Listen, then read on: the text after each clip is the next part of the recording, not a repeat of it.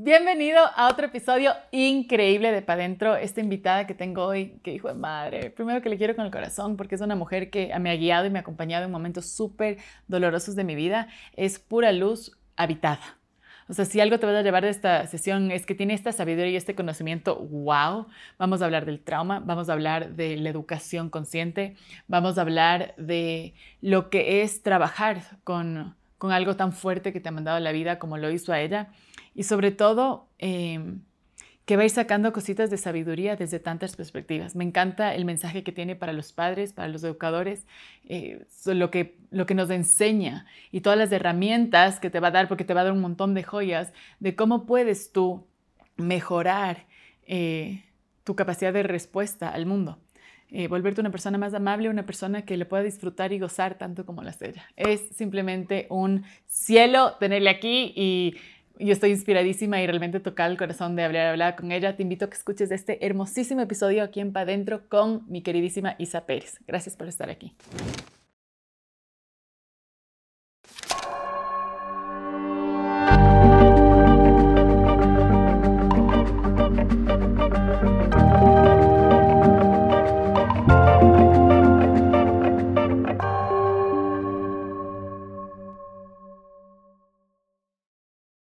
Isa, bienvenida a este espacio. Gracias, muchas gracias. Es un honorísimo tenerte aquí. Sabes que para mí eres una maestra a todo nivel. Ya cogí Kleenex para prepararme porque cada vez que hablo contigo tienes una manera de abrirme el corazón a otro nivel y a todos los que tocas.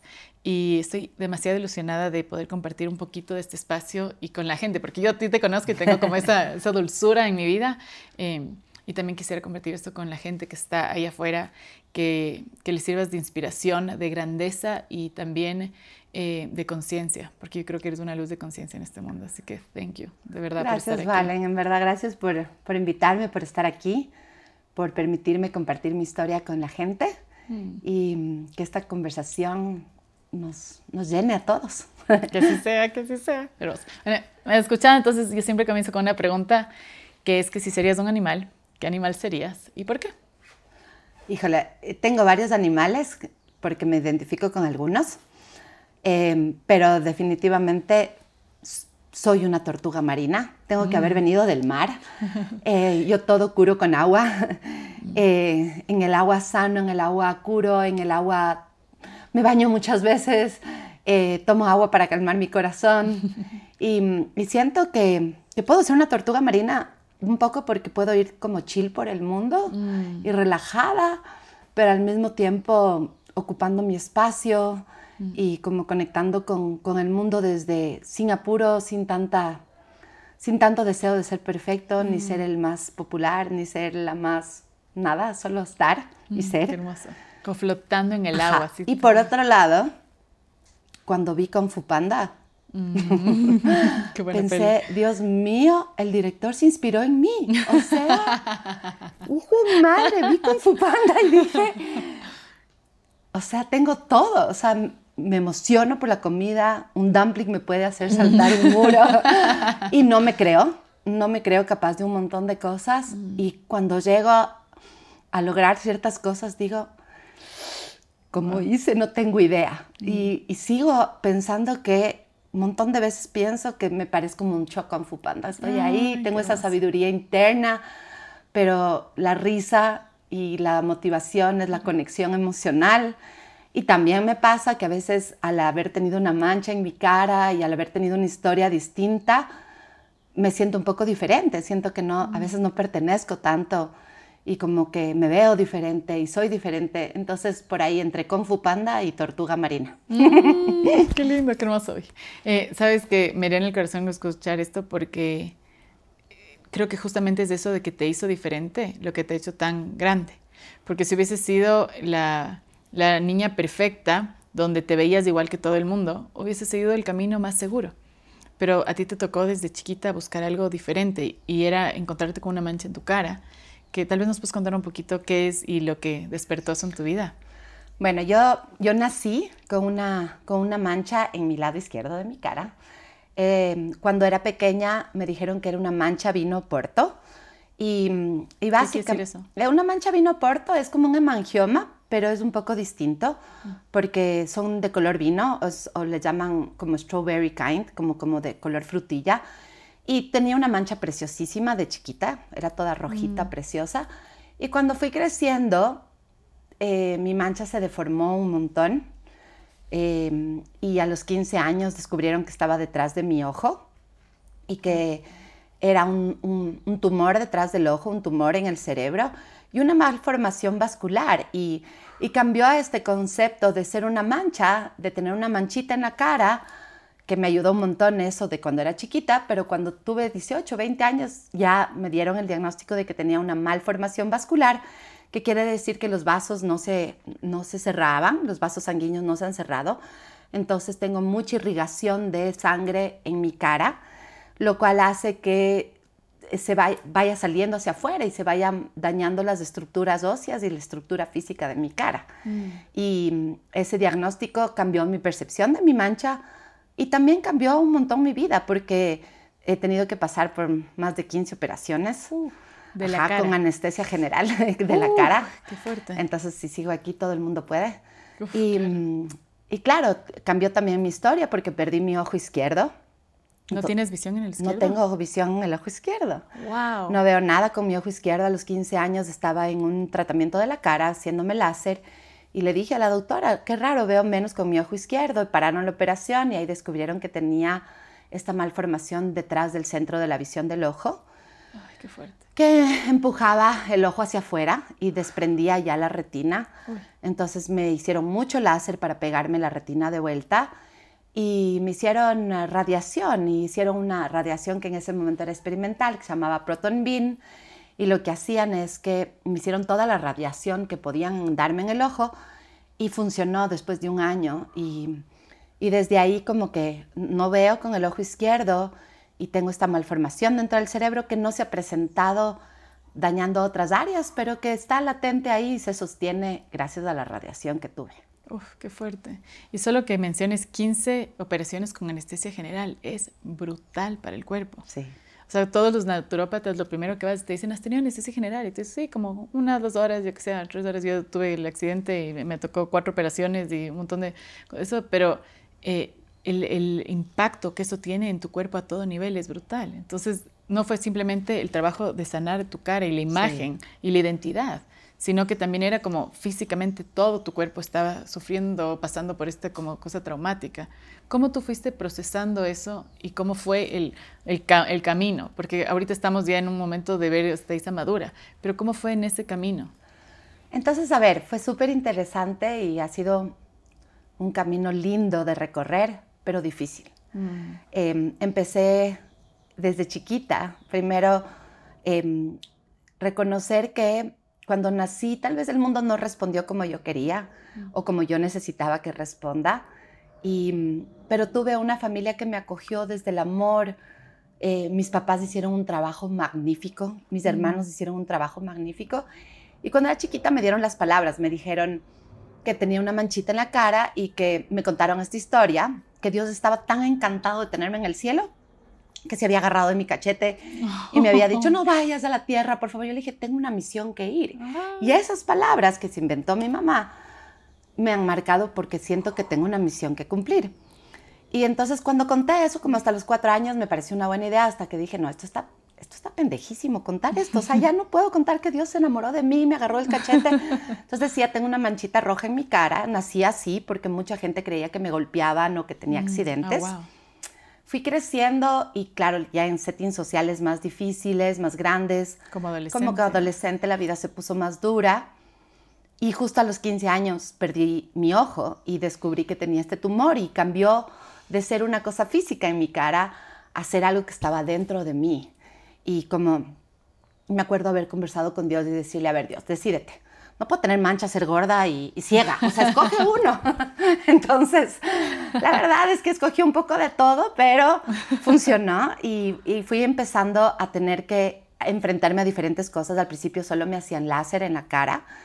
Y ya para los 23, 22 años ya empezaron las cirugías, donde lo que me hacían es que me cortaban partes de la piel, me rompían parte de los huesos y me reconstruían, me quemaban con láser, La última operación que tuve fue en el 2019 y he tenido, o sea, ese camino también ha sido duro porque he tenido que pasar muchas cirugías, mucho dolor, mucho cambio de mi cara, mucha reconstrucción.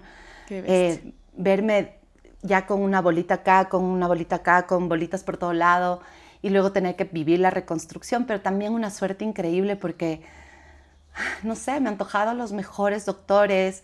En ese camino, pucha, he recibido todos los milagros que te puedes imaginar. He tenido los mejores cirujanos de la vida. Me han dejado divina. También. Me han dejado divina. Entonces también ha sido un camino que lo vivo con una gratitud gigante porque mi mancha me ha enseñado, a pesar de que ha sido duro, y vino en la cara por una razón.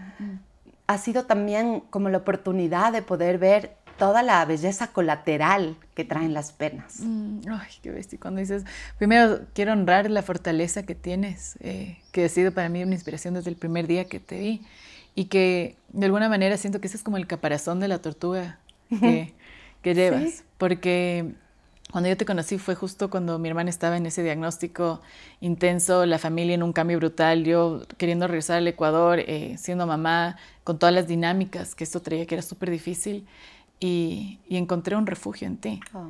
Y creo que eso solo pasa cuando alguien ha podido vivir como tú lo estás viviendo, de una manera súper auténtica, honesta, y también nunca, ni una sola vez te he escuchado desde la victimización, sino desde que transformaste esto a un lugar de gratitud y de inspiración.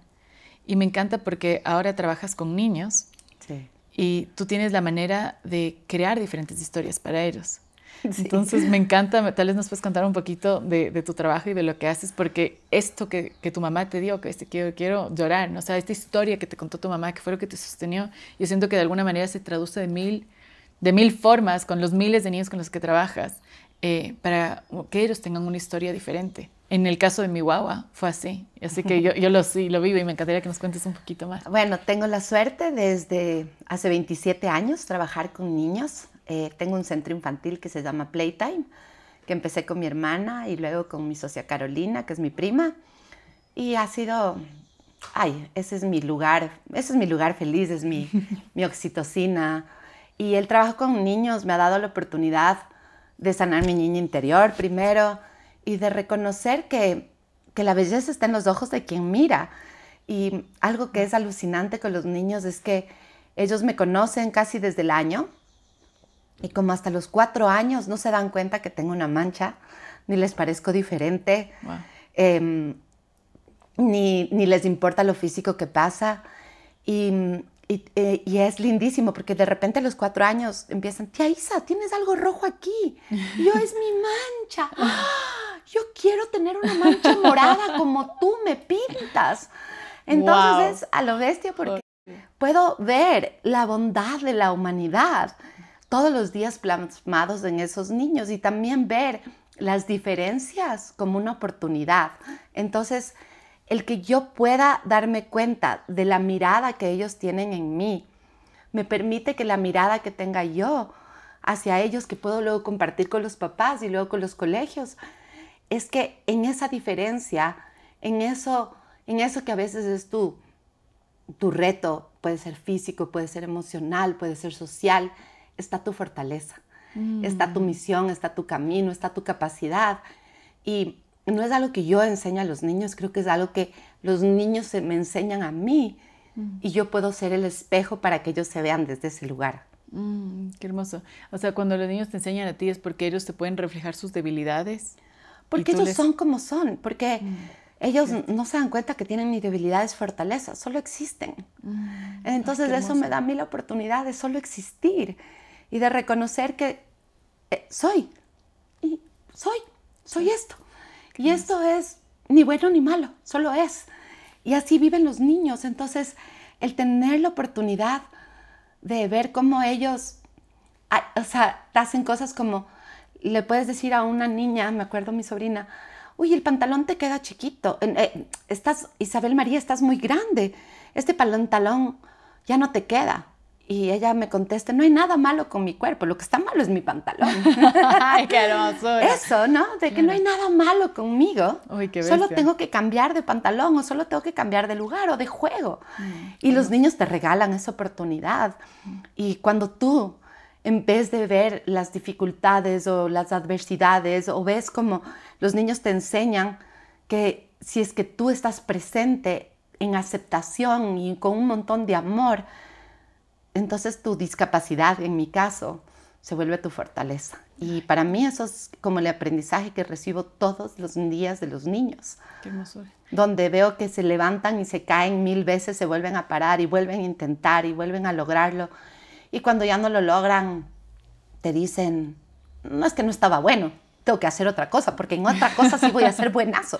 Qué hermosura, o sea, no tienen esas limitaciones. Nada. ¿Cuándo, a ver, tú que observas, porque no solo trabajas con niños chiquitos, también con colegios y guías y acompañas a otros colegios a esto que íbamos a hablar de un poco de conscious discipline, pero ¿cuándo ves que comenzamos como a tener estas trabas? O sea, ¿qué es lo que nos hace durante el desarrollo comenzar a tener como estas creencias donde ya no nos aceptamos, donde nos ponemos límites, donde ya no podemos decir como que, ay, si no soy bueno en esto, voy a ser en algo más? O sea, ¿qué pasa en este desarrollo que nos genera esto? Entonces, bueno, nacemos perfectos y somos perfectos los primeros años de vida.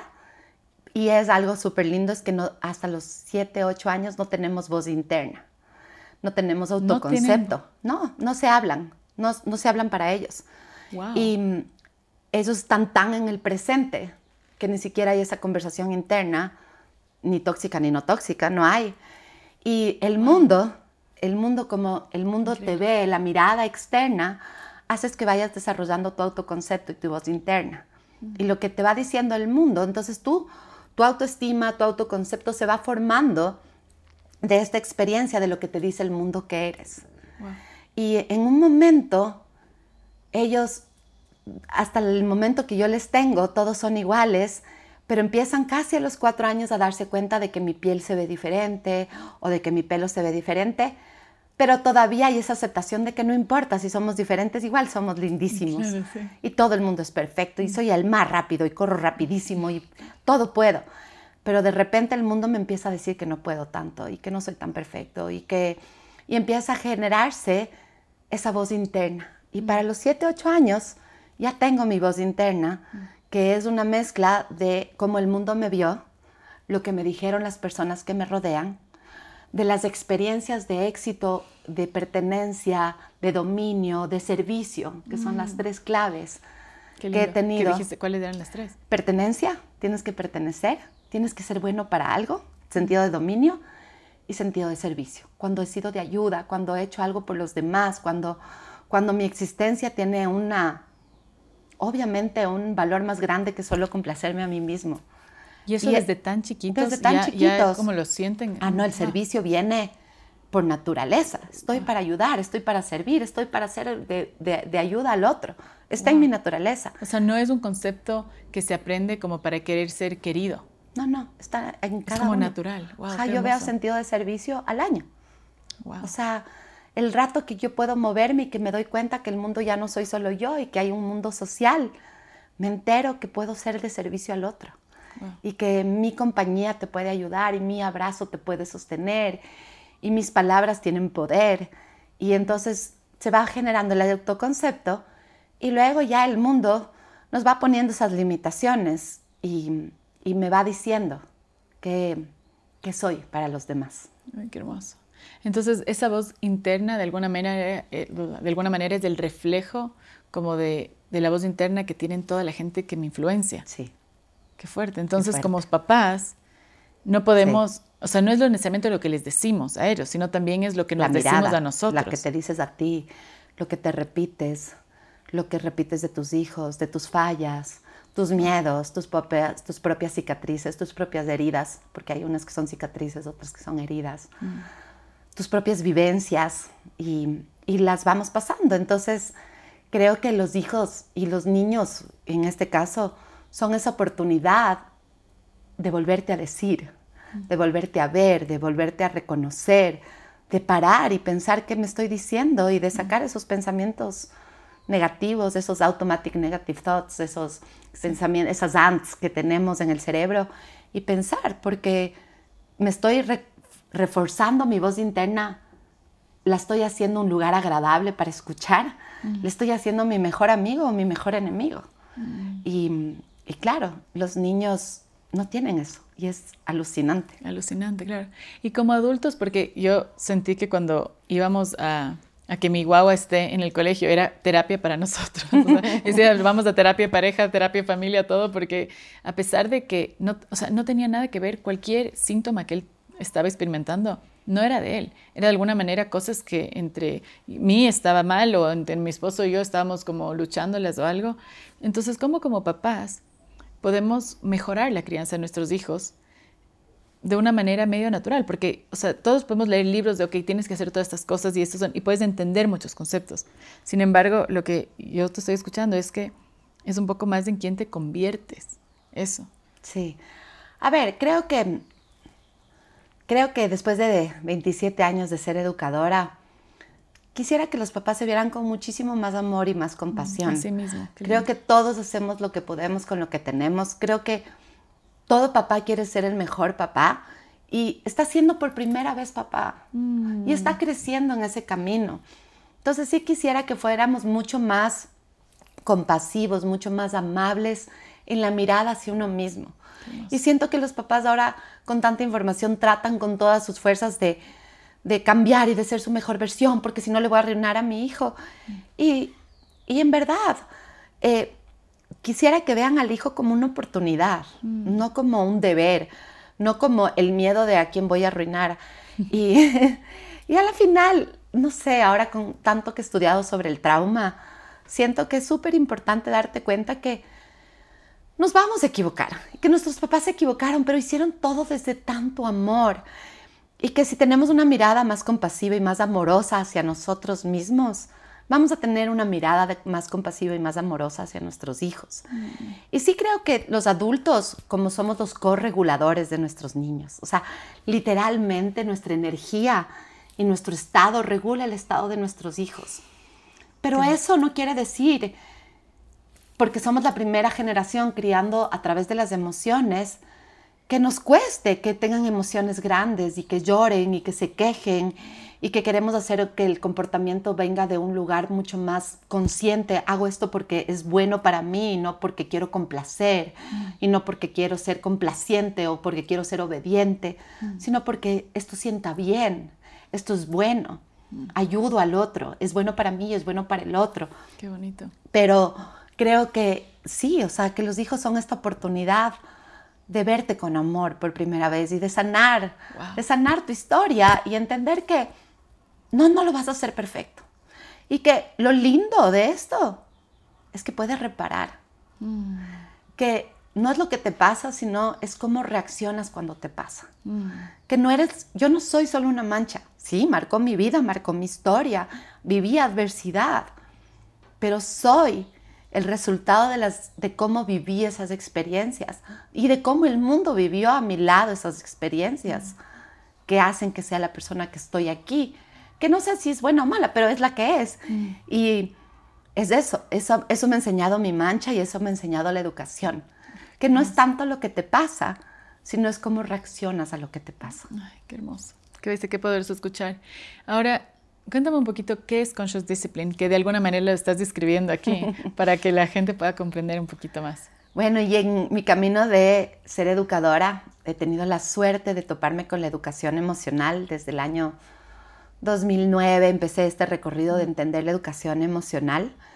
Yo ya la había vivido. Mi hermana, que fue mi primera educadora y luego mi mentora, me enseñó un montón sobre la educación de las emociones, de cómo las emociones eran tan importantes, y luego encontrar una filosofía que hacía sentido, que es disciplina consciente o Conscious Discipline, que es entender que el cambio está en ti, que la autorregulación, la regulación emocional empieza desde el adulto y que yo tengo que transformarme para ser este regulador emocional de las personas que están dependiendo de mí y que la energía que yo traigo es la que voy a producir en los demás, que el estado anímico que yo tenga es el que se va a regular entre los otros y que educar desde la conciencia quiere decir ser lo suficientemente despierto para saber cuál es mi meta. Lo suficientemente conectado para cuando me equivoco volver a regresar. Y lo suficientemente disciplinado para recordar que todo lo que hago con estructura, reglas, límites, me ayudan a alcanzar esa gran meta que quiero cumplir. Entonces es estar despierto, es estar consciente, es tener una organización y una disciplina, es tener la compostura para poder calmarme en los momentos difíciles y es aprender a poner la pausa para responder en lugar de reaccionar. Y no dejar que respondas con la ira, sino que puedas responder de un lugar más consciente. Y que si tengo ira, se vale. La ira es un excelente mensajero. Me dice lo que no quiero y lo que ya no quiero repetir en mi vida, pero saber que lo puedo hacer diferente.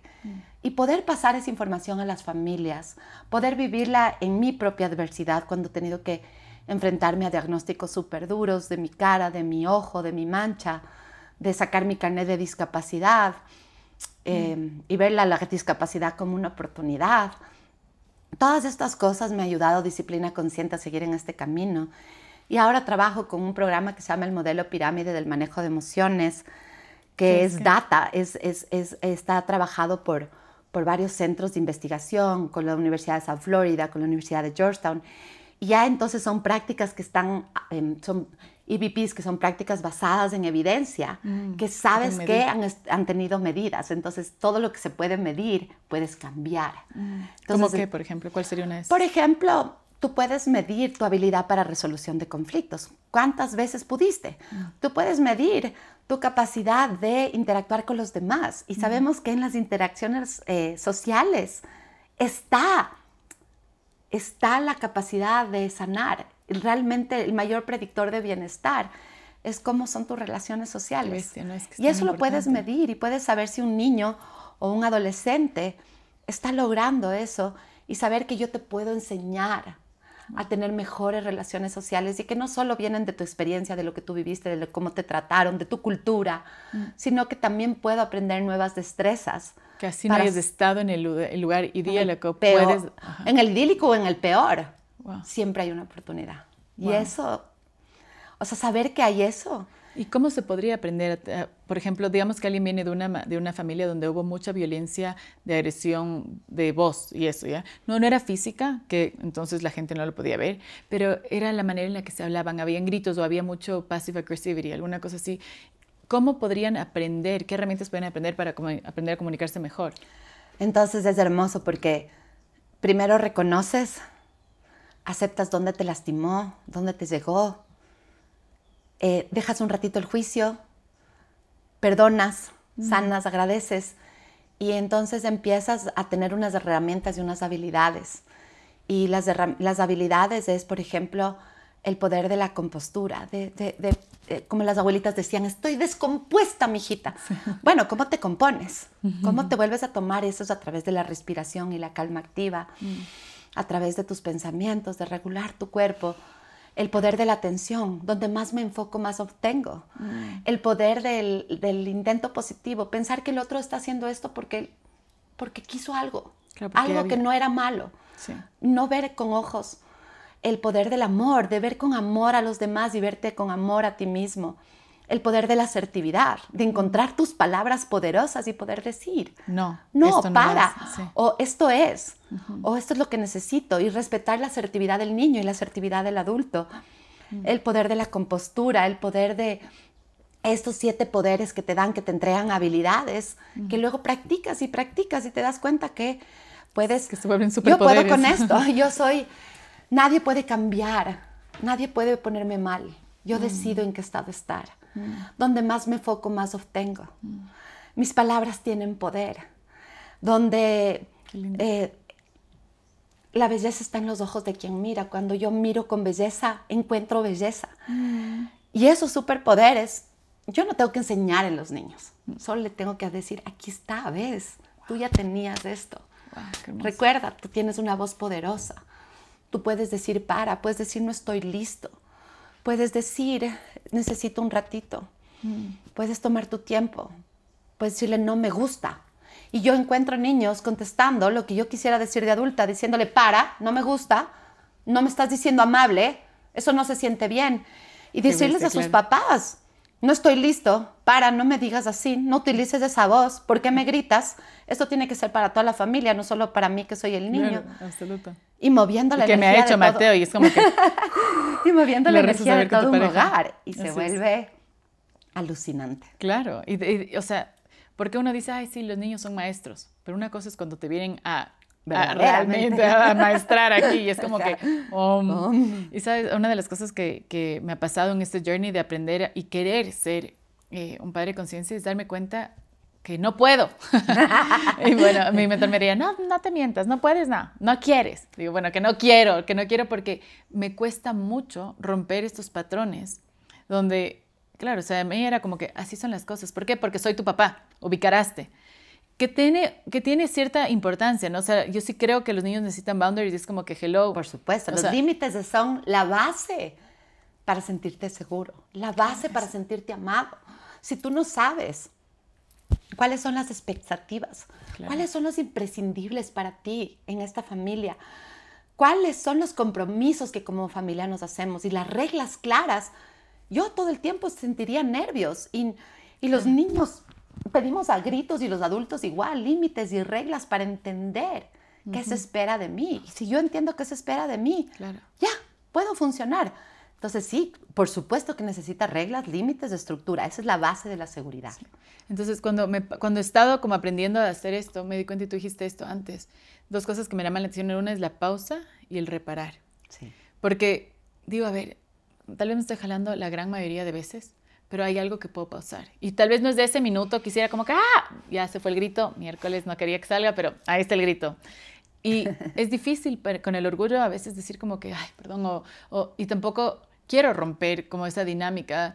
Sin embargo, ¿cómo vamos a crear este espacio para pausar? O sea, yo tengo mis ideas de cómo ayudo a que yo pueda pausar, pero ¿cómo como adultos encontramos esta capacidad de pausar para poder reparar? ¿Y cuál sería la mejor manera de reparar? Entonces, la primera cosa es entender que la respiración es la forma más sutil de conectar el mundo exterior con el mundo interior. Qué importante. Y que tienes que, primero, para tú poder parar, tienes que poder sentir. Y que las emociones son data. Ahora he descubierto que son data y que nos costaba tanto sentir alegría, sentir tristeza, sentir frustración. Entonces, para tú poder parar, tienes que hacerte un check-in emocional. ¿Cómo estoy? ¿Cómo se siente esto en mi cuerpo? ¿Qué me entrega? ¿Qué información me está dando? Entonces, una vez que te permite sentir, puedes reconocer. Y una vez que puedes reconocer, puedes gestionar. Entonces, el paso 1, wow, qué bonito. hay unos pasos. Es primero, entiendes dónde estoy. Yo soy, o yo estoy con iras, pero no soy la ira, solo estoy. Y después, el siguiente paso es yo me calmo. Y me calmo a través de la respiración consciente y de mis pensamientos. Y luego viene algo muy poderoso, yo escojo. Yo escojo cómo estar. Yo escojo si esta experiencia la continúo y sigo bravo o si decido hacer algo. Y luego es, yo soluciono o yo hago, yo resuelvo. Puedo decidir qué hacer con eso. Y en ese es el paso donde tú puedes reparar. Puedo seguir bravo y seguir rompiendo esta relación, o puedo decidir reparar. Y a veces ya no puedo reparar con el otro, pero me puedo reparar a mí misma en ese camino.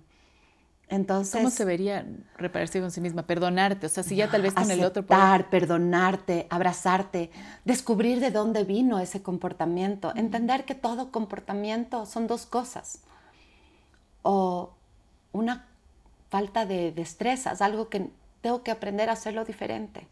A mí me gritaron y me pegaron, chuta, me sale el grito. A mí, ¿cómo lo puedo hacer diferente? ¿Cómo se vería esto sin yo gritar para que sea escuchado? Y descubrir cuáles son mis botones rojos. ¿Qué me aplasta? ¿Qué me hace sentirme como un ascensor todo el día que me están tocando mis botones? Que viene de mi historia, de mi infancia, que viene de mi propia historia, que a veces la traspaso a mis hijos. Y reconocer que cómo puedo hacerlo diferente la próxima vez. Ay, qué lindo. Eso es reparar. Qué lindo. A veces reparar no es pedir disculpas, es cómo puedo hacerlo diferente. Wow, y ahí qué está la bonito. magia, porque cuando una dificultad, un conflicto se convirtió en aprendizaje, entonces ganaste. Claro. Entonces un conflicto o un comportamiento es o una destreza que tengo que aprender o algo que estoy necesitando comunicar. Cuando estás teniendo tu hijo conflicto o un comportamiento difícil, te está comunicando. Algo. Si te pones como científica y ves ese comportamiento como data, es lo que me está diciendo. ¿Qué me quiere decir con este comportamiento?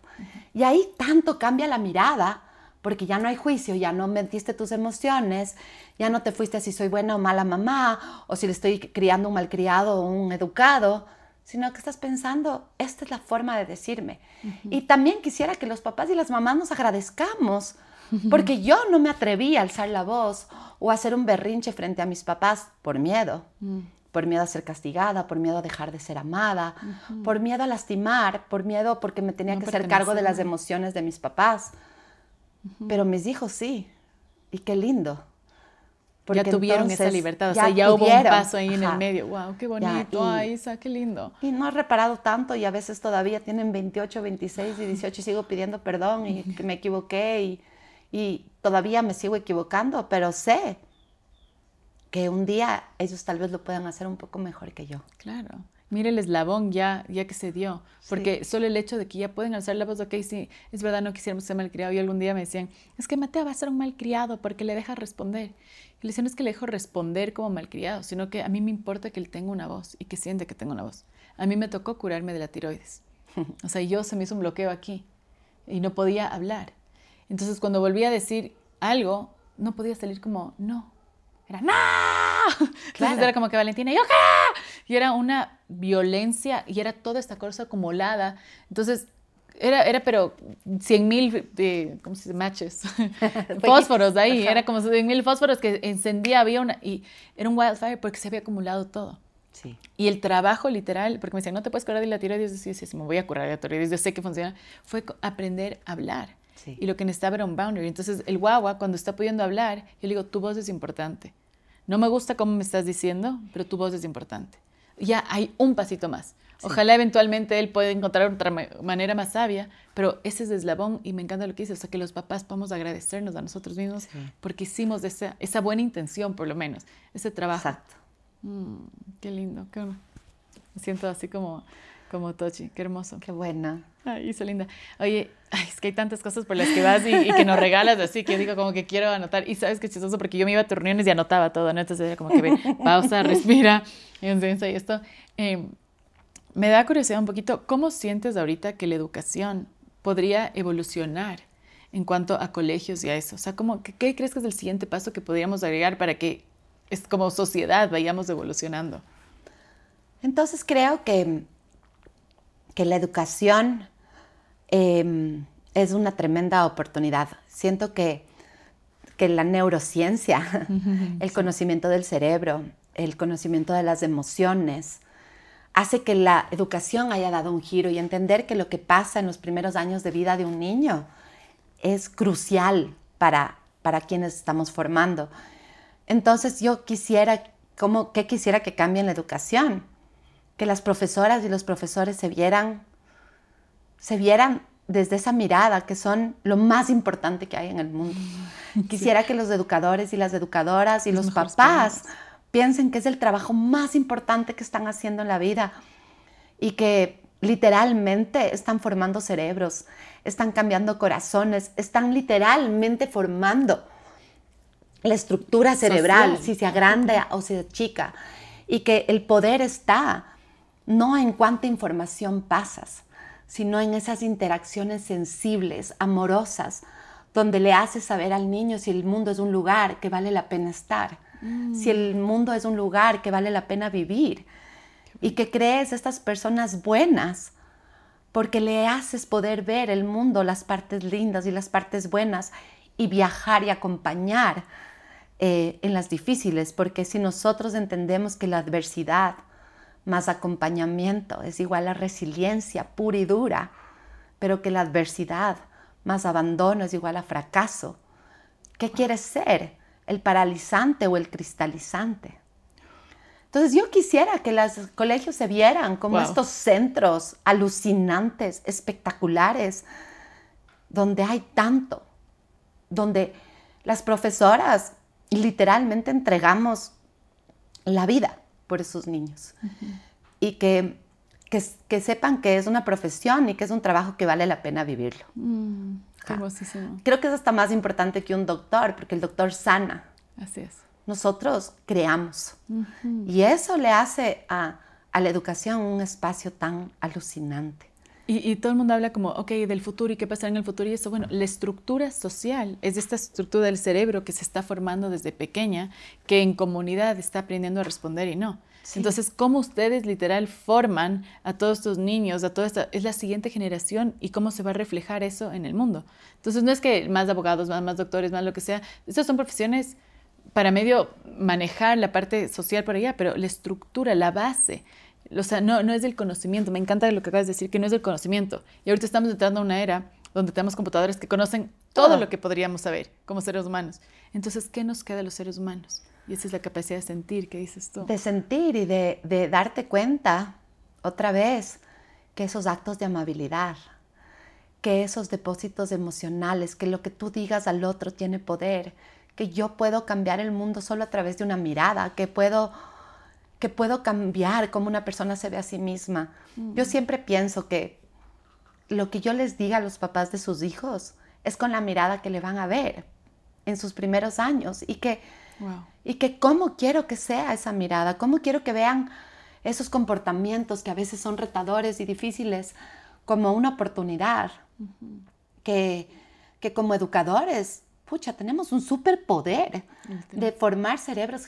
A mí me encantaría que ir a una reunión que te digan, ¿y tú qué haces? Ah, no, yo soy conectora de neuronas. ¿Y cómo es esto? Ah, no, todos los días estoy haciendo miles de conexiones neuronales. Estoy permitiendo que esos cerebros de los niños se expandan.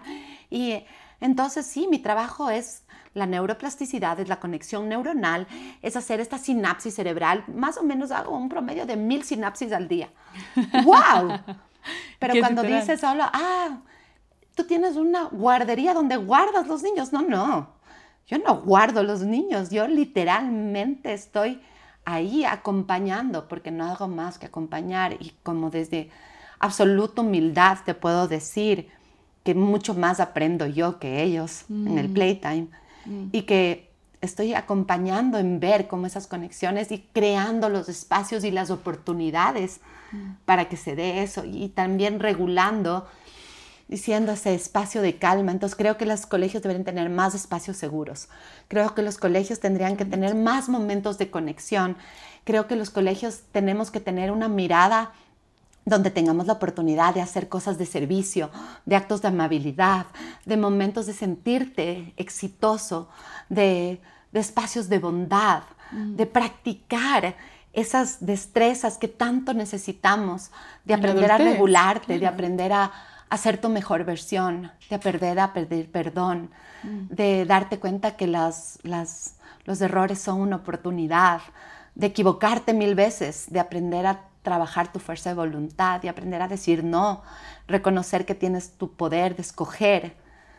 Entonces sí, los colegios son estos lugares fantásticos. Qué poderoso. Imagínate un colegio donde sea esa la base. Cuando yo estaba viendo y conversaba con amigos, les decían, bueno, pero es que ¿tú qué quieres para tu hijo? Le decía, para mí personalmente no me importa si mi hijo tiene una profesión, no me importa que tenga un título o que haga algo que yo creo que sería bueno o malo. Lo que quiero es que sea true to himself, que pueda ser independiente, o sea, que sepa que tiene que sostenerse, fortalecerse y hacerse cargo de su vida, y ojalá que pueda servir con algo que tiene, algunos de sus talentos que pueda servir al mundo. ¿Cómo se ve eso? No tengo alguna, no me importa. Con que tengas o sea, como este es un viaje y no nos tenemos que olvidar que somos el piloto. Nosotros decidimos hacia dónde vamos. Entonces, por lo menos sabes hacia dónde quieres que vaya tu hijo. Y eso ya es... Y que vaya y soltar también, ¿no? Sí. Pero me quedo con curiosidad de cómo tú sientes que se puede medir el éxito de una persona. Ay, el éxito para mí creo que es tan relativo. O sea, el éxito yo creo que se mide el rato que, para mí, el rato que hiciste algo bueno por los demás. El rato que tu existencia adquirió un valor más grande que solo ocupar un espacio aquí en la tierra y cumplir con tus necesidades básicas. Cuando tu presencia le entrega algo al otro. Y a veces puede ser algo duro. O sea, la mujer de tu ñaña nos entregó, pucha, un montón de dolor, pero un montón de aprendizaje, un montón de tristeza, pero también hubo tanta belleza colateral alrededor de eso. Entonces, creo que ser exitoso es cuando has cumplido tu misión. Y tu misión no tiene que ser tu trabajo, ni tiene que ser algo grandioso. Puede ser tu hobby. Puede ser donde más placer está. Puede ser tus hijos. O puede ser ayudar al otro. Puede ser poner un mejor ambiente. O puede ser tocar música como tu marido y hacer del mundo un lugar más hermoso. Y creo que es eso, la misión. Y eso vemos en las plantas. Una planta no se está cuestionando si tengo la hoja más grande, si tengo la hoja más chiquita. No, yo tengo el tallo más fuerte. No, no. Mi misión es crecer desde la semilla que vengo, florecer y ser.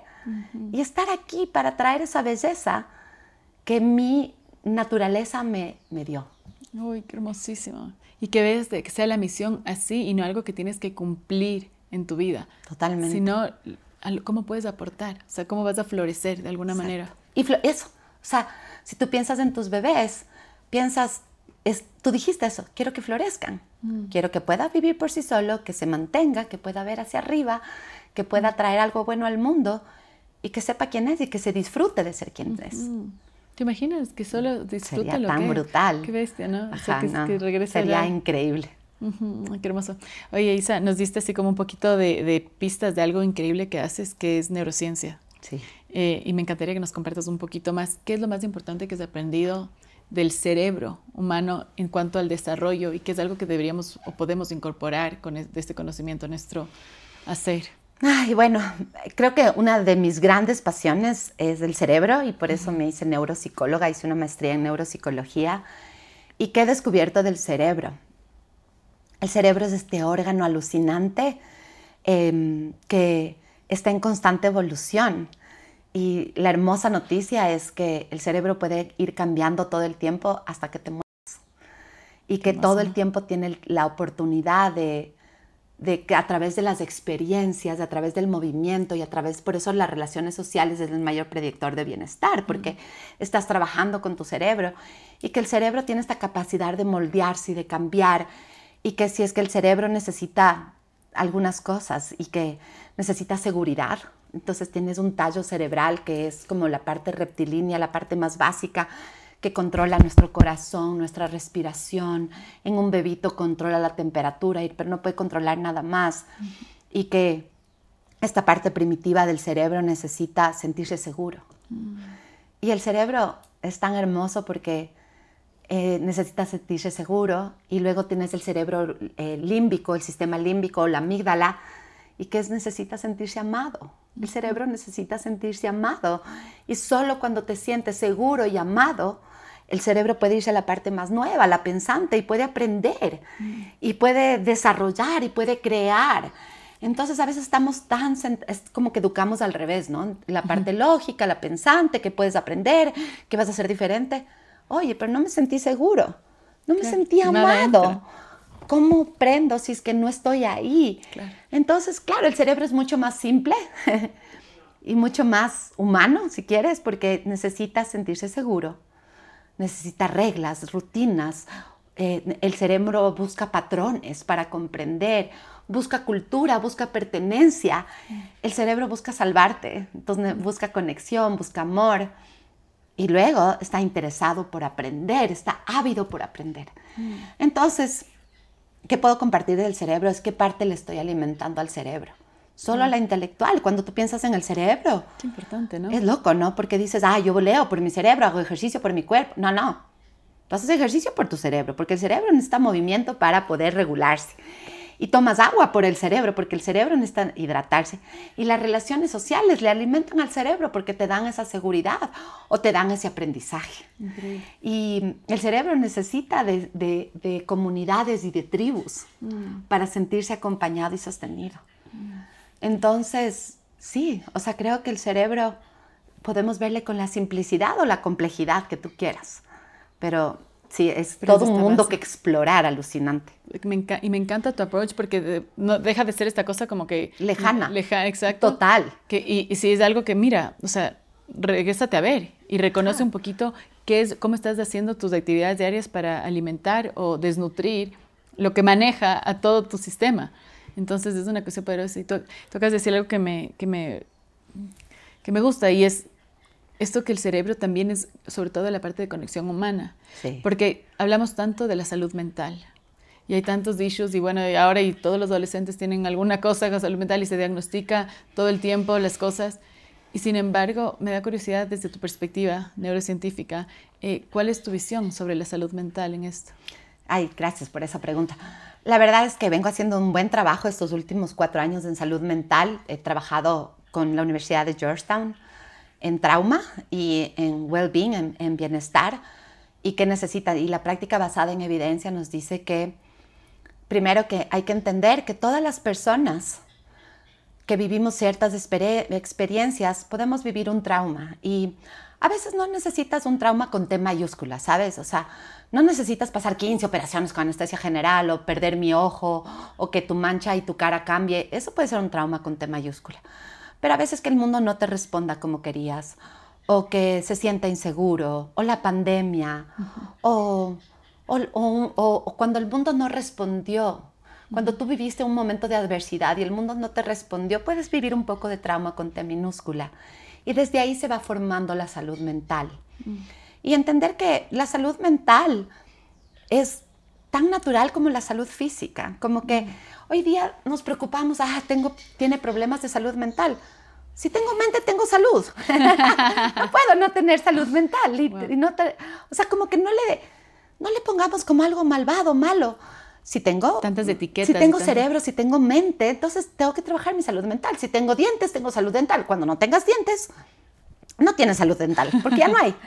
Entonces solo hay que entender que sí, hay el doctor Bruce Perry, que es un especialista en el trauma y en la salud mental, y él dice que no es que tú viniste dañado o que ese trauma, que sí puede ser generacional o puede ser de acompañamiento, puede ser de las experiencias o puede ser tu genética. Sí, hay un poco de eso, pero también hay la epigenética, que es que tu salud mental se va cambiando en base a las experiencias y entender que él tiene un libro buenazo que se llama What Happened to You? ¿Qué te pasó? Y no es tanto qué te pasó, sino cómo el mundo respondió a lo que te pasó. Y entonces ahí me encanta, porque si nosotros vemos a la salud mental con esa naturalidad de que tú tienes que trabajarla desde que eres chiquito y ponte grandes cosas como tus pensamientos. Yo hago un ejercicio, trabajo con adolescentes un montón, en bullying, en acoso, en estrategias de habilidades sociales, en cómo ver la discapacidad como una oportunidad. Y entonces les digo, imagínate que estás en un picnic y estás sentado y tienes tu sándwich maravilloso y te cierras tus ojos y hay un río alrededor y de repente abres tus ojos y tu sándwich está llenado de hormigas y tu cuerpo está lleno de hormigas. ¿Qué harías? ¿Le dejas comerse tu sándwich? ¿Le dejas que se te suba hasta la cabeza o te sacudes? Vamos a hacer este ejercicio. Esos son los pensamientos negativos. O sea, ¿cuánto tú permites que esos pensamientos, esas ideas suban a tu cabeza? Y está bien que vengan, porque el cerebro lo que está haciendo es tratándote de proteger. Pero está en ti decidir cómo quieres vivir esa experiencia. Y salir del todo o nada, o de los pensamientos catastróficos. Y cuando digan, estoy trabajando en mi salud mental, díganlo con orgullo. Claro. O sea, es como estoy haciendo ejercicio, o sea, me estoy fortaleciendo. Haciendo ejercicio, me estoy fortaleciendo, o estoy alimentándome, no solo porque, qué bestia, como Kung Fu Panda me gusta la comida, sino porque quiero nutrir mi cuerpo, quiero llenarle de esos ingredientes. Y si viéramos el bienestar emocional y la salud mental desde ahí, con esos ojos de amor, de entender que es un trabajo personal, que es un trabajo familiar y que la salud mental no solo se debe dar para uno mismo, que por ejemplo cuando tenemos un trauma grupal, como es una muerte de alguien, de un ser querido, lo tenemos que trabajar como grupo. Y que la salud mental también la trabajamos como grupo. Y en eso las mujeres tenemos la suerte, a veces, de tener estos grupos de mujeres que nos ayudan a sanar entre mujeres. Y aquí en el Ecuador tenemos la familia, que es el mejor lugar de trabajar la salud mental, para bien o para mal, y las comunidades. Entonces, sí, un poco desmitificamos y dejamos de tener miedo de hablar de la salud mental y saber que son mis neurotransmisores y que a veces solo llega la dopamina un poco, que necesito más dopamina, necesito más oxitocina, necesito más serotonina, ay, necesito endorfinas, ¿y por qué no? Claro. Y no verlo desde la mirada del juicio. Eso, así es. Y sabes, eso es algo súper importante porque a veces siento que como sociedad nos damos a tantos conceptos que nos olvidamos un poquito cómo trabajarlo porque lo racionalizamos tanto. Entonces, Gabor Mate, que es como el padre del trauma, si lo diríamos así, es más, que la persona que es chévere, porque la persona que maneja todo para Latinoamérica vive aquí en el Ecuador, que ya te voy a presentar de una chévere. Pero Gabor Mate dice, o sea, cuando yo comencé a estudiar trauma, todo un rato llegué y dije, ok, veamos estudios clínicos y el 95% de las personas tienen algún problema de salud mental. O sea, podríamos a todos decir, tienen alguna enfermedad mental. Él decía, la verdad es que me di cuenta que era el 100%, pero no me atreví a decir el 100%, entonces dije el 95%. Entonces decía, si todos tenemos algún tipo, entonces, ¿qué pasa si no le diagnosticamos? Y yo me acuerdo a mí me marcó tanto cuando fui a la universidad en Estados Unidos y me dijeron, ok, ¿sabes qué? Tienes dislexia y tienes ADHD. Y a los pocos meses me diagnosticaron y dijeron, y tienes depresión crónica. Yo le llamé a mi mamá y le dije, oye, mami, me dicen que tengo todas estas. Me dice, claro que eres disléxica. O sea, así somos. Ya le veo a tu mamá. Por eso no puedes ni siquiera decir la palabra disléxica. O sea, claro. Me dice, pero ¿qué importa? Y me dice, estás deprimida porque no estás siendo creativa. Y tu dislexia es el superpoder porque te permite ver por diferentes lugares. Y yo le dije, ¿y entonces cómo hago esto? Me dice, nada de tomarte pastillas y eso no te vayas a borrar la capacidad creativa que tienes. En cambio, necesitamos venir, y me dijo, te vas a tomar un semestre para inspirar lo que sea que te está curioseando y no le estás prestando atención. Wow. Y fue, imagínate, se me llama una capa, ¿no? Y llegué acá, y literal, mi sanación fue ir a hacer medicina china, aprendí a coser, aprendí de filosofía del arte y cosas que me movían, o sea, todas las pastillas que me habían diagnosticado, todas las cosas que tenía que tomar, supuestamente todas las cosas, fueron saliendo así. Porque la energía, todo al final es energía, esto es ciencia. Entonces la energía se estaba moviendo hacia un lugar que funcionaba y no era esta etiqueta brava. A ver, y yo creo que a veces sí sirven los diagnósticos y sí sirve saber, porque saber es aliviar, comprender es aliviar. Y te da herramientas también. Y te da herramientas, o sea, el rato que tú comprendes. O sea, por ejemplo, una etiqueta que a mí me costó es cuando pasé de tener una mancha vinoporto o un hemangioma a una malformación. Claro. Esa etiqueta... Tuca. Esa fue tuca. Y como cuando el doctor John Mulliken me dijo, no, tú tienes una malformación y esto quiere decir que te vas a seguir malformando mientras tengas hormonas. Tu cuerpo es una malformación, estás mal formada. Yo como, no quiero ser una malformación, quiero ser cualquier otra cosa. ¡Qué dolor! O sea, me río porque imagínate en ese momento, qué bestia. Dios Pero mío. luego comprender es aliviar. Entonces, cuando mi mancha se iba transformando, ya no peleaba con ella, sino que le decía, ok, vamos a ver hasta dónde me aguanto la incomodidad. Y si tú me miras, una ceja está más arriba que la otra, y mi nariz está la una más abajo que la otra, y mi boca, un lado está más caído que el otro, y mi ojo tiene la órbita más grande y literal me han tenido que romper los huesos de aquí, el hueso de acá y reformarme la cara, pero ya no me veo como algo dañado, sino tal vez como un Picasso, ponte. En la belleza, en eso, ¿no? Y aceptar que tal vez si yo no te contaba, ni siquiera te dabas cuenta, y ahorita nunca más vas a poder dejar de ver que una trenilla de la nariz está más alta que la otra, nada. No creo que puedo ver eso todavía, es el amor. Pero es hermoso, porque entonces también cuando tú etiquetas y nombras, sanas. Y ya no se vuelve algo escondido que yo tengo que tapar. Qué bonito. Así sí. tengo déficit de atención. Ya no es algo sino tal vez es mi poder creativo. Y si tengo dislexia, eso me permite ver las letras y el mundo desde otra visión. Y si permite que yo abrace esa parte de la historia, me apropie y decida cómo trabajar con ella. El problema es cuando lo vemos como bueno o malo. Eso. Porque o sea, lo que es. ¿No es cierto? O sea, bueno, dislexia, lo que sea, el nombre que le pongas, pero es. Pero sí. Y sabes lo que me encanta que dices, porque justo tengo un familiar al que le acaban de diagnosticar con algo y teníamos miedo todos en la familia, ¿no? Pero es que, ¿cómo van a decirle? Pero ¿qué? Y sin embargo, pero nos da más herramientas también de saber Claro. cómo trabajar. O sea, si tiene una sensibilidad a algo, entonces Listo. no le pongamos frente a eso. O sea, sabemos cómo Exacto. cuidar estas cosas. Entonces también creo que hay que tener cuidado, sí, que no etiquetemos todo, pero comprender para mí es aliviar. Y eso me encanta. Cuando yo comprendo, entiendo desde dónde viene y entiendo que esto no lo estoy haciendo por molestar o por incomodar o por fregar, sino que está en mí, que tengo que aprender a manejarlo de una forma distinta. Oye, Isa, tú también hablaste de otra cosa que me parece súper importante y es que es la comunidad. Y me acuerdo cuando estaba en Estados Unidos aprendí que había como un rango de individuos versus comunidad y que cada sociedad y cada país lo calificaban. Entonces, los países nórdicos eran en la parte más individualistas y los países latinos, los países africanos eran los demás de comunidad y que estos eran donde había más grados de felicidad. O sea, eso de vivir en 3 generaciones, de vivir con familia. Y que el país nórdico, que había comprendido esto y decidió cambiar su manera en la que educaban, era Noruega. Dijeron, y Dinamarca. Y dijeron, ¿saben qué? Nosotros no queremos simplemente tener gente que funcione muy bien y que, o sea, que funcione para una profesión o para, sino que sea feliz, porque eso nos genera a todo nivel una mejor sociedad.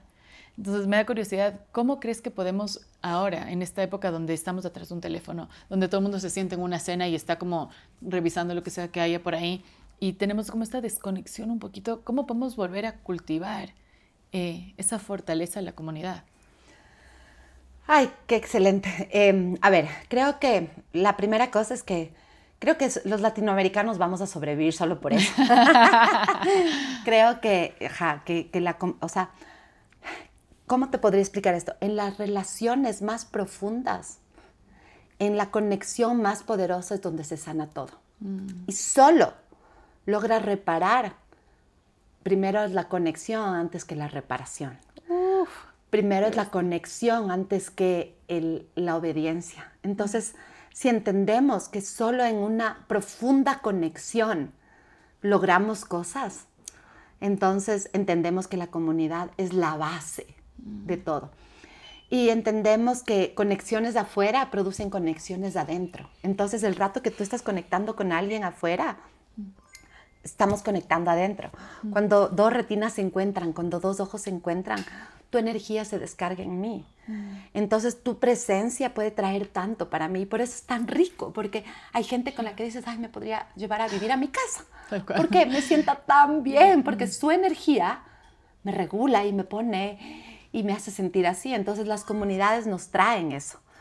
Y eso es lo que le hace increíble. Entonces, los estudios dicen que las comunidades son claves en el mundo y tenemos que proteger las tribus, las conexiones, las familias. ¿Y cómo lo hacemos? Cuando encuentras pertenencia.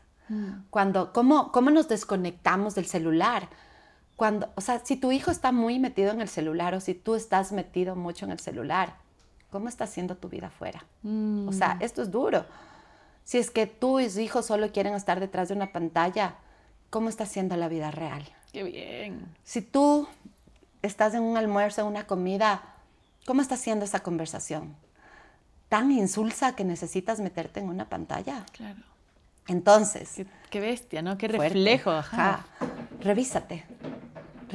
¿Cómo está haciendo tus relaciones? ¿Cómo las estás llevando? ¿Cómo está haciendo tu momento con tu marido? ¿Está siendo tan incómodo que es más fácil tener un teléfono al frente? Está siendo tan difícil despedirnos en la noche que tenemos que dormirnos viendo cada uno su celular para no tener que estar juntos. Claro, ¿dónde está la intimidad? Tus hijos adolescentes, cuando están contigo, cogen una pantalla. ¿Qué está haciendo con estos hijos adolescentes? ¿Qué tan divertido, qué tan agradable, qué tan rico, qué tan cómodo? Porque ahorita que está haciendo una conversación tan deliciosa, es que ni siquiera sé que existe el celular. Entonces ahí te das cuenta que hay una forma de comunicación interna y que te está diciendo algo. Entonces, como mundo, creo que nos tenemos que revisar por qué necesitamos ahorita tanto de este mundo extendido que nos saca de la realidad presente, como está haciendo esa realidad presente. Qué hermosísimo, qué poderosa que eres. Me llega a tantos niveles de esto y me encanta también como la responsabilidad que tienes, porque ahorita pensamos que es como tan inofensivo. Sí. pero el regalo de estar presente a alguien habla primero de la conexión y de la comodidad que tienes contigo mismo. Sí. Yo digo, a mí me aburre y un poco cuando comencé este podcast decía, me hace falta conversaciones que me inspiren. Sí. O sea, no quiero ir a hablar del clima, me da pereza de saber si la influencer hizo esto o no hizo esto. O sea, quiero algo que me nutra. Y eso no podía pasar sin la capacidad de estar presente. Entonces también era un reflejo y dije, a ver, Valentina, ¿dónde está tu espacio de meditación? ¿Dónde está tu espacio de expansión, de silencio? Y cuando ves que alguien no tiene, es difícil encontrar esa conexión también. Sí. Así que es un regalo, como dices, es un regalo con tu pareja. Y o sea, yo creo que no hay ni que satanizar, puede ser una herramienta fabulosa. Hay que hacerla consciente. O sea, hay que saber conscientemente que sea herramienta, que no te use. Qué trae. Y yo, pucha, cómo me cuesta a mí, porque además a mí me encanta la conectividad, me encanta la información. Y de verdad, mis redes sociales son un montón de información del trauma de esto, de esto otro. Entonces, pero también darme cuenta, solo estoy queriendo nutrir información. No quiero estar presente, no quiero conectar con las personas que están a mi alrededor. Entonces, es interesante porque es ver dónde estás poniendo tu energía. Absoluto, qué hermoso. Me encanta eso. Ay, que tienes tanta sabiduría, Isabel, es un regalo, es un regalo. Ay, vale. Qué lindo, qué lindo. ¿Sabes? Me quiero todavía hacer un par de preguntas más. Encantada, todas. Si podemos indagar. Una de esas es que me da curiosidad, ¿qué sientes que quisieras que sea tu legado con tus hijos? O sea, ¿qué quisieras que ellos digan como que, sabes que esto aprendí de mi mamá? Ay, creo que el verdadero legado que quisiera dejar es que, qué bestia la Isa, cómo gozó. O sea, cómo pudo ver con ojos de belleza el mundo. Cómo hay una palabra en disciplina consciente que hay un poder que se llama el intento positivo. Y que es poder ver las experiencias y las otras personas desde que tuvieron un intento positivo, que quisieron hacer algo bueno y que solo no les salió bien o no sabían cómo decirlo. Entonces te empujó, pero probablemente quería pasar y no pudo decir permiso. Ese es un superpoder. Mi esposo tiene ese superpoder. ¡Qué bestia! Y mi marido se burla, ya vienes con tu intento positivo. Y mis hijos también. Y es eso, poder ver con belleza al mundo, poder ver con belleza a los demás. ¡Qué hermoso regalo! Un regalo que me dio mi mancha es que yo no veo la belleza física, obvio, pero veo la belleza del alma. Y puedo ver, o sea, verdaderamente cuando estoy con alguien, y por eso es que amo estar con los niños, es que veo como el rato que veo su belleza interna, yo me puedo enamorar de tanta gente porque veo tanta belleza. Así como cuando veo su fealdad. Es como, ¿has visto esos dibujos de el viejo y el conejito o la liebre y el... Yo veo los dos lados siempre de las personas y lo veía desde chiquita. Y en vez de convertirlo en algo malo, de enfocarme solo como en el lado oscuro, puedo ver mi lado oscuro un montón. Puedo ver como quisiera que mis hijos digan, mi mamá podía sacar lo mejor de cada persona, podía ver la belleza en el mundo, podía ver con ojos de amor. Uy, qué hermoso. Si dicen eso, I'm done. Lo dicen, yo sé, o sea, yo lo digo por lo menos como de tus hijas putativas. Amiga putativa. Pero oye, veo, sabes que también tienes algo que es un regalo hermoso, que es el humor. O sea, tienes una capacidad de reírte y de hacernos reír a la vida en estos momentos que alguien hasta parecería como que, y tú tienes esta capacidad, o sea, puedes, no sé, es como que tienes un rango interno donde puedes sostener todo esto y con el velo del humor que lo aliviana. Cuéntame un poquito, ¿qué es el humor para ti? ¿De dónde ha salido esta capacidad? Yo creo que mi marido me dice, tú eres una bully en recuperación. Porque se me ocurren las respuestas más salvajes. Entonces ese es mi yo interno salvaje que podría decir una barbaridad y que a veces sí digo. Y que el humor es esta forma de poder... Entendí que si no me reía de mí misma, no me podía, y no me quiero reír del mundo, me quiero reír con el mundo. Y creo que ese es el humor, esa capacidad de empezar por reírte de ti mismo, de ver lo divertido en las cosas y de terminar descubriendo que el humor es esta forma de afrontar la vida desde un lugar mucho más divertido, sano, chistoso, salvaje. Creo que eso va con mi lado salvaje, porque así como quiero trabajar y ser luz y ser toda buena, pero no, mi lado negativo.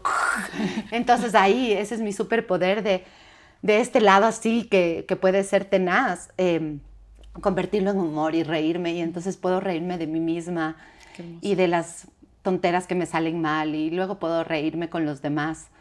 Pero sabes algo que chistoso me dices de ahorita, que es del lado salvaje, porque yo alguna vez había escuchado una canción que decía algo como Be wild myself again. Y yo decía, eso es. Ajá. Eso es porque me tomó tanto tiempo, primero darme cuenta que estaba domesticada. Y decir, puta madre, ya. Entonces ya, o sea, estoy en esto, y yo era pero sor monja, la más educada, todo había cumplido con todas las posibles reglas sociales que se requerían para ser la buena, la querida, la que pertenece, haciendo todo la obediencia. Y dije, no, o sea, yo quiero ser libre. Y esa búsqueda de libertad fue como, hijo de madre, voy a ser la más mala. Entonces era en contra de toda la rebeldía y toda la búsqueda de todo lo opuesto. Y después decía, no, ¿sabes qué? No necesito ser mala, no, simplemente quiero honrar la parte salvaje, sí, la parte instintiva. Esa que de alguna manera que sí tiene que ver con el cerebro reptiliano, pero también es esa capacidad de mantenerte auténtica y abierto como a lo que podrás ser, y no simplemente tan racional y tan cuerdo que se te va como que el humor, se te va la capacidad de admiración, de asombro, de juego en la vida. Y creo que no lo pudiste describir mejor. O sea, mi humor está absolutamente ligado a mi parte salvaje. Y mi parte salvaje, pucha, Dios bendito que me puso en este camino, y que metí la pata a los 20 años y tuve que ser mamá, porque yo no sé dónde estaría, porque realmente esa parte salvaje mía, pucha, va con fuerza, y he podido lograr... Le veo a la Isa en el rodeo. Montando a caballo como salvaje. Me puedo lanzar en todos los cliffs como salvaje. Me cuesta tener límites, y más bien los límites han venido algunas veces de mi freno físico, que he tenido que frenar, como el no tener ojo, pero puedo manejar, no sabes, claro, a 150. O sea, esas cosas, y hay ese placer de ser real a mí misma, ser fiel a mí misma, y no tener que borrarme para agradar. Por mucho tiempo hay todo este people pleaser, y yo soy a veces muy complaciente, y como en este deseo de agradar. Y luego dije, como que fui creciendo y fui descubriendo que bueno, también voy a ser verdadera conmigo mismo, voy a ser fiel a mí misma, y me voy a agradar esa parte que me gusta de mí. Sí. Qué hermoso, qué hermoso. O sea, que ahorita antes hablabas, me imaginaba, tenía esta imagen de tu Isa como que si desde tus piernas saldría el océano. Total. donde nos puedes como sostener, acompañar, donde nos puedes mandar olas y esto, y no porque todo seas del océano, sino porque tienes este rango interno. O sea, yo lo llamo en otras maneras de como embodiment, ¿sabes? O sea, you embody who you are. Y eso tú le llamas de autenticidad, y esto es que realmente tienes una expansión interna donde los que estamos sedientos de conocimiento, de sostén, de tantas cosas que eres en la vida de otros, podemos indagar y quedarnos ahí como una cubita y decir, ok, aquí me voy a reparar un ratito hasta poder salir. Gracias, que ese camino hermoso que has hecho, Isa, para mí es un honorazo. Ojalá que hayamos podido compartir un poquito de esta sabiduría aquí. Isa, para terminar, una pregunta. ¿Qué sientes que necesita más o menos el mundo hoy?